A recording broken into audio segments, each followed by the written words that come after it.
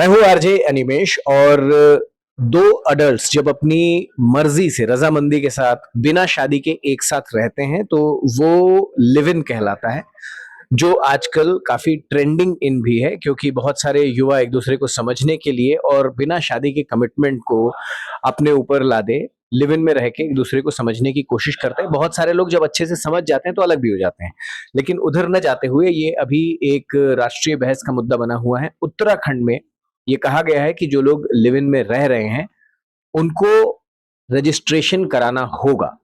इस बात को लेकर अच्छी खासी बहस चल रही है कि कराना चाहिए या नहीं कराना चाहिए, तो हम भी थोड़ा सा डिस्कशन करेंगे इस पे। आरजे कृतिका एंड दिलराज हमारे साथ हैं। सो गाइज, फर्स्ट ओपिनियन क्या लगता है? देखिए, रजिस्ट्रेशन कराना किसी भी चीज का इसका मतलब कि आपको कहीं ना कहीं किसी अथॉरिटी के पास जाना होगा, कुछ पेपर्स बनेंगे उसके बाद अगर इन केस चूंकि ये एक ऐसी चीज होती है जिसका आउटकम कुछ भी हो सकता है, तो आई थिंक ये एक अननेसेसरी, मुझे ऐसा लगता है कि एक वो रहेगा लोगों के ऊपर, एक टास्क और एक बर्डन होगा। आई थिंक सो, ऐसा मुझे लगता है। ऑलराइट। मुझे ऐसा लगता है कि रजिस्ट्रेशन वाली जो चीज है ये वो अच्छी चीज है, मतलब क्योंकि दो लोग अगर साथ रह रहे हैं, किसी को समझ लिया है नहीं समझ लिया है, पर उसके बाद जब वो अलग हो जाते हैं, पर अगर एक पार्टनर है उसको साथ में रहना है, तो एक रजिस्ट्रेशन वाली चीज इज गुड। आई थिंक ये करना चाहिए आगे। बहुत सारे लोग लिव इन में इसलिए भी रहते हैं कि वो शादी नहीं कर पाते हैं बिकॉज ऑफ सर्टेन प्रेशर, और वो जाहिर नहीं करना चाहते कि हम साथ हैं। लेकिन जैसे ही आप रजिस्ट्रेशन करवाने जा रहे हैं, उस प्रोसेस में जा रहे हैं, तो जाहिर तो हो ही रहा है, तो जाहिर सी बात है उनको दिक्कत होगी। तो इस पहलू को कैसे देखते हो? मुझे तो लग रहा है कि ये करना चाहिए। मतलब आप किसी के साथ रह रहे हो, मतलब आप पूरी रूटीन उसकी जानते हो, उसके साथ रहते हो, सारी चीजें जानते हो एक दूसरे के बारे, तो ऑफिशियल करने से क्या प्रॉब्लम है? अंडरस्टूड है कि कास्ट क्लैशेस होते हैं, अंडरस्टैंडिंग क्लैशेस होती है, पर आप साथ रह रहे हो समझने के लिए ना उसको, तो ऑफिशियल कर दो ना, ठीक है। I think I am okay. यहाँ यहाँ तो सपोर्ट नजर आ रहा है। That's exactly my point. मेरा यही कहना है कि जब दो लोगों के पास में ऑलरेडी बहुत बड़ा एक चैलेंज होता है कि कहीं से भी उनको सपोर्ट नहीं मिल रहा होता है, तो फाइनली वो कोशिश करते हैं कि कुछ ऐसा हम ग्राउंड क्रिएट करें, साथ में रहें, समझें एक दूसरे को। बात सही लगेगी तो हो सकता है सपोर्ट भी मिल जाए आगे जाके।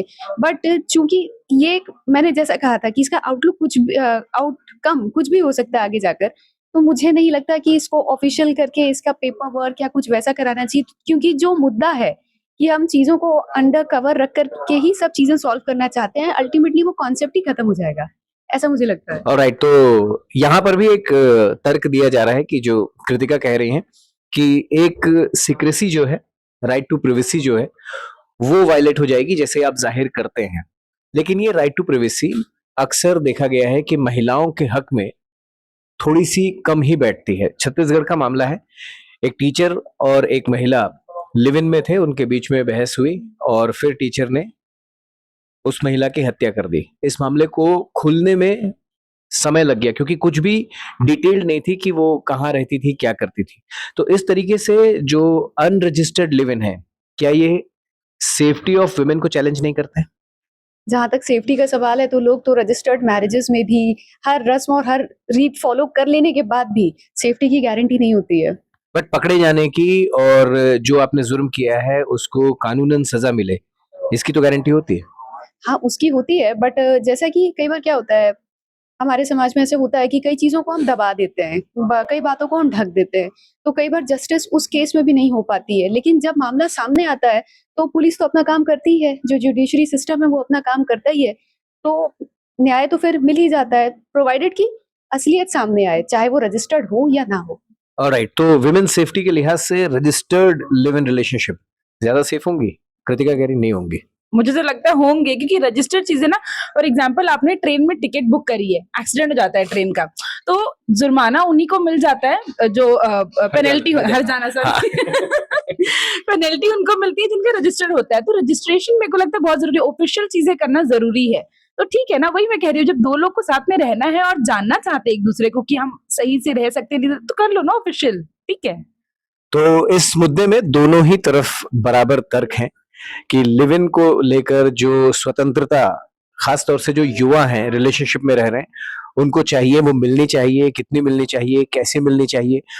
क्या कोई ऐसा तरीका हो सकता है कि लिव इन के स्टेटस का रजिस्ट्रेशन भी हो और वो कॉन्फिडेंशियल भी हो? सरकारी डेटा किस हद तक कॉन्फिडेंशियल रह पाते हैं? क्या वो जाहिर नहीं होते हैं या कहीं से लीक नहीं किए जाते हैं? ये भी अपने आप में एक सवाल है।